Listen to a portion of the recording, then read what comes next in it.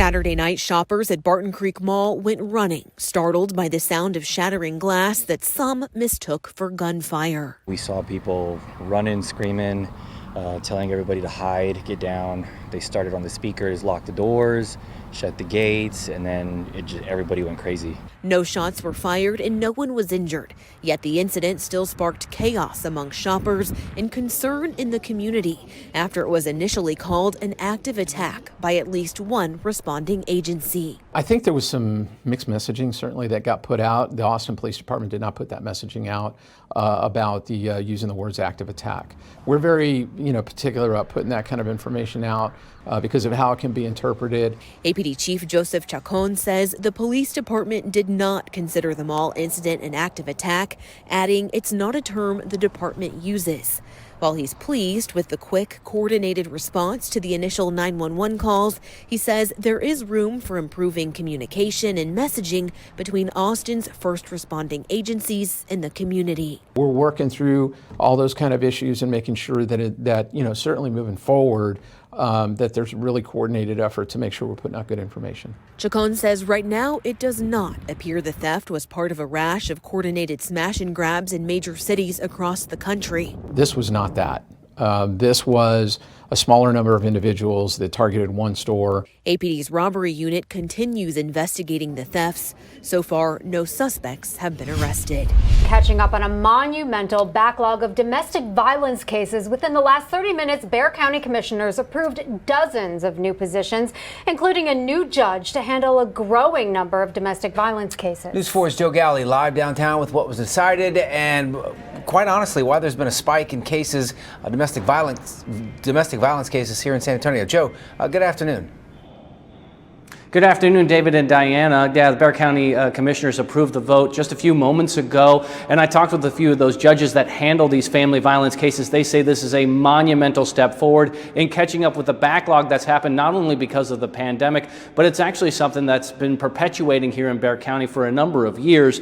Local judges have come up with this new plan to add 41 positions to our domestic violence courts, including a judge, prosecutors, coordinators, investigators, and people who assist with family violence services. The San Antonio Bar Association helped compile the data for this proposal, showing that Bexar County had the least amount of judges per capita and per cases filed compared to other metropolitan counties in Texas, which means judges have more cases to handle and less time to spend with each of those families who are in crisis. A number of judges and people representing nonprofits who help victims of domestic violence were here at Commissioner's Court to show support for this plan. All of the courts are overwhelmed, and the judges are not able to do what they want to do, which is to adequately serve the families when they come before them. And the judges feel like their hands are tied because of the overload of cases. Same concept. Some of those statistics are based on the rise in numbers because of the pandemic, so some of this can be covered with money coming from the American Rescue Plan. I talked one-on-one with the judges that are handling those cases about what they're seeing right now. A little bit more than 2,000 lung transplants are performed across the country per year, and more than 200 in the last year were performed for COVID. And so that means that other people who have been waiting for lungs might have to wait longer. That is Dr. Holly Keat. She is the director of the lung transplant program at University Health Transplant Institute.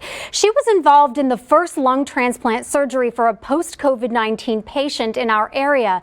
And that patient was Joey Sosa, who was just in his 40s at the time. He contracted COVID and was admitted to the hospital on July 4th of last year, so 2020, and his health started to drastically decline. Yeah, no, it was because basically that machine was keeping me alive. So yeah, I was worried about how long can they keep me on this machine until my body starts giving up? I was on the ECMO. Then I did get scared because I did wind up getting a blood infection as well. And it got me kicked off the list. I was like, I'm going to die. Basically, this is what you're telling me, right? If I don't get this cured, but the I'm gonna wind transplant up dying. And he's like, well, yeah, basically, you don't want to blatantly say.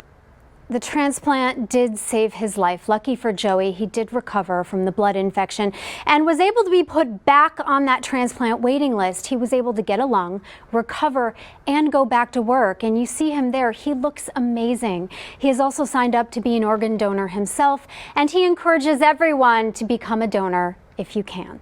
Help tons of people out there with every part of you as much as they can take from you. It's life-saving. So